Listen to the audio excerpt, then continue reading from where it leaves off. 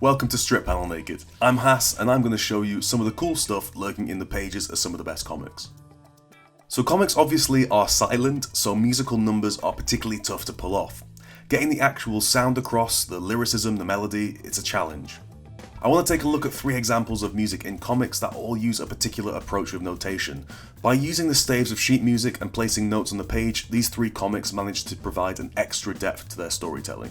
A really classic example is Alan Moore and David Lloyd's V for Vendetta, because that's all vaudeville music and style, which is a major part of the aesthetic, so adding some cabaret music seems to be like a nice link back to that approach as an additional layer to ground the elements of V's character to the audience. And there is a sequence in there called The Vicious Cabaret, and it's kind of like a prelude for a chapter in the story. The page layout actually switches from portrait to landscape, and the panels are underscored by lyrics written by Moore and music notations which are done by David J. Haskins. Now, with all of these examples, obviously you could just take the lyrics and do what most comic books would do and put them in a balloon with some musical notes next to them to imply that they're being sung. But with all of V for Vendetta, there's a kind of designed realness to the whole thing, a grounded reality. There's no thought balloons or sound effects or anything like that, so I wonder how much of that came into the idea of bringing this reality to the page and understanding that this wasn't just someone singing a song, but this was real music. Because that is important. This was a written song. You can tell from the dialogue alone before you even make your way down to the stave because there's a rhythm imbued in it. The first balloon is they say that there's a broken light for every heart on Broadway. And actually that's constructed in a very musical way. Every other beat has emphasis. You can read it as, they say that there's a broken heart. There's a natural lyricism to that because it's designed that way as actual lyrics to a song. So with V for Vendetta, it all comes back to the realism. You can take a set of pages like this and you can play and you can sing this song and it works. Or if you don't have that musical background, you can read it, not understanding it, but you can still get a sense for how that song needs to sound because of the way that the lyrics have been imbued with a kind of poetic rhythm. Or you can read the notation and understand the bounce of the flow of the thing if you understand music. But it all comes back to that same overall point, you don't need to read music to understand this page, but what you take away from it is the theatrical realism that Moore, Lloyd and Haskins have intended with this. And talking about rhythm of language, here's one from BangTango, which is Joe Kelly, Adrian Sibar and Thomas Mauer. And this time there's no actual musical notes, but what you do get is words on a stave. And you get the sense with each of these words that they're almost representing a musical note, and you could kind of sing this. If you take the first line, I have the same note, to love, above, ers, back to the same note, sun, up again for and moon. So in a sense, if we were to hum that, that would sound like this. So that's not perfect pitch, but it gives you a sense that you can hear the lyricism in the lyrics. And so here we're actually seeing music represented through words.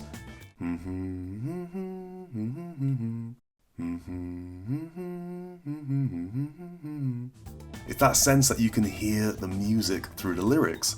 And obviously, again, not everyone's going to read it like that, but you still get the sense that there is some bounce to this.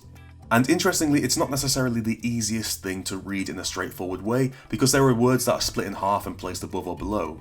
And it feels very intentional in its design because it does appear to be drawing attention to the way it's being portrayed to us as readers. And I do find things like this really interesting because they do seem to be drawing attention to the limitations of the form but asking you to kind of fill in the blanks. When you see a film and music plays in the background, it tends not to be dramatically distracting for the most part. It's kind of part of the tapestry of the medium. In musicals, you can say that there is a tendency to make it obvious that it's a musical, it's hard not to, but with this example in BangTango, it's directly causing a disruption of the way you flow through the story. And actually, if you think about it, that may be a crucial detail in terms of dealing with music in comics. And specifically with the 3 examples I'm showing you here, you actually have to say to the audience, this is music here. And I love this example because it kind of makes a big deal of saying that to you. It's not hiding behind any form of suspension of disbelief, but it actually seems to be standing in the spotlight, acknowledging its own shortcomings and saying, look, we're trying to figure out a way of dealing with this. And there is that kind of balance between the idea of music in comics and a very specific presentation of music in comics. And with BangTango, the specifics are the removal of presence, in how by pulling you out, it causes a divide from the visuals. And that's actually quite interesting and important for a montage-esque page as this one is. You could argue that you don't need the words to be on that musical stave. Seeing these 2 characters dancing and putting some words in the balloon, maybe with some music notes, would imply enough or suggest enough that this is music. But it really wouldn't take it further than that. And that's what's interesting about this, is the team here are trying to further the approach. Mauer, Kelly and Sabar are trying to take you to the next level with music in this page.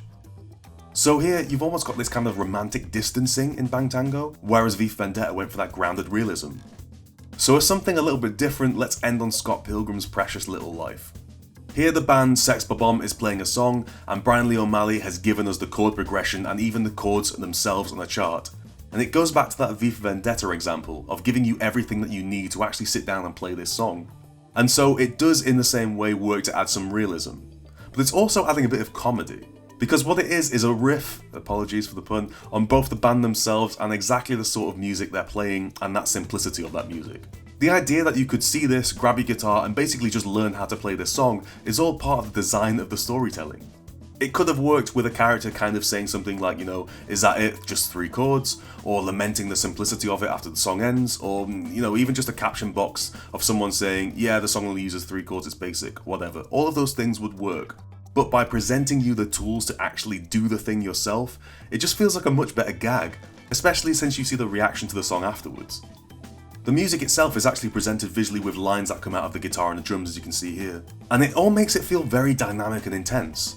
And that big middle splash makes the band look kind of awesome, if not for the chord chart and progression placed around them. It offsets the visuals, and it makes the entire outfit kind of seem amateurish. It's a beautiful use of dramatic irony, visuals combined with the music. And that kind of combination is actually key to all of these stories. You've got music in combination with realism, in combination with free-flowing visuals, in combination with contrasting imagery. You know, comics can use music well, but it's just all in the execution. Often we see it presented visually and it works fine. But these examples hopefully showcase something a little different. Creators working within the boundaries of the medium and pushing it a certain way to create a very specific effect. Each has a similar through line in that they draw attention to themselves. You know, they're not very subtle methods by any means. And that can often actually fly in the face of what is expected from storytellers. But what they showcase is people in control of their idea and the way they want to execute it. With comics, you've got a lot of room to do your own thing and to learn and to figure out and to develop a style that works for you. And these 3 examples show 3 people verging on the same kind of idea, but all shown in their own particular execution. And that's a pretty special thing. So thanks for watching. This episode was, as always, made possible by the patrons at patreon.com/strippanelnaked. For their support, they get brand new exclusive content every week from me too. Check it out if you'd like to support the channel. You can get my comics magazine at panelxpanel.com, and I'm on Twitter at HassanOE. Finally, hit subscribe and that notification bell to keep up to date with all the latest episodes, and I will see you next time.